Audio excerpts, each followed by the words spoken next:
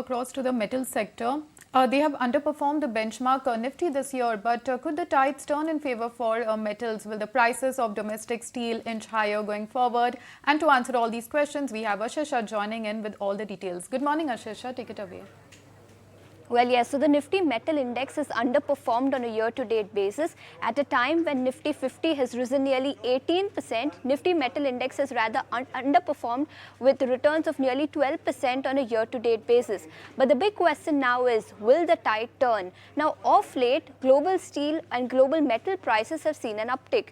Aluminium, copper, steel, zinc prices have risen anywhere between 12 to 8% in the last 5 days alone.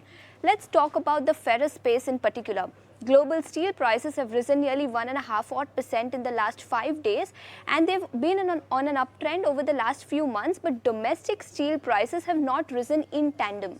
Higher imports, low exports, higher inventory at mills are the primary reasons why domestic steel prices have not risen in tandem with the global steel prices. But looks like the tide could turn in the coming quarters.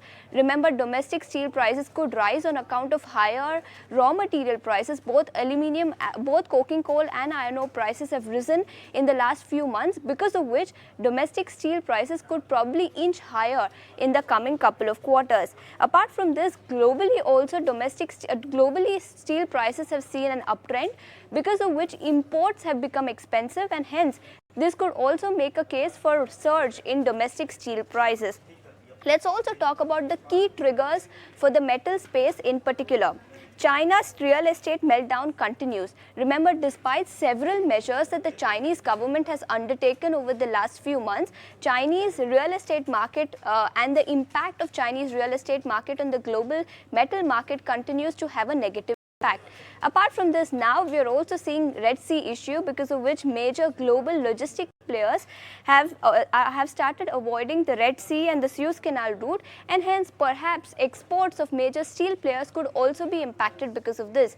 Remember, major steel players, the likes of JSW Steel, JSPL, export anywhere between 11 to 13% of their total revenue, and perhaps exports of these players could be impacted because of global geopolitical crisis. Apart from this, Morgan Stanley also came out with a note some time ago where they said that the underperformance that we have seen in metal stocks in calendar year 2023 could perhaps continue in 2024 as well. They say unattractive valuations, global macroeconomic concerns, and higher supply than demand could be the primary reasons why while underperformance in metal stocks could probably continue in FY24.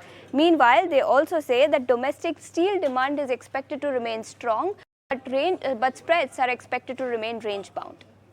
Well, absolutely. Thanks, Ashesha. So we'll definitely be keeping an eye on metals, and we'll see whether the tide turns and metals start shining.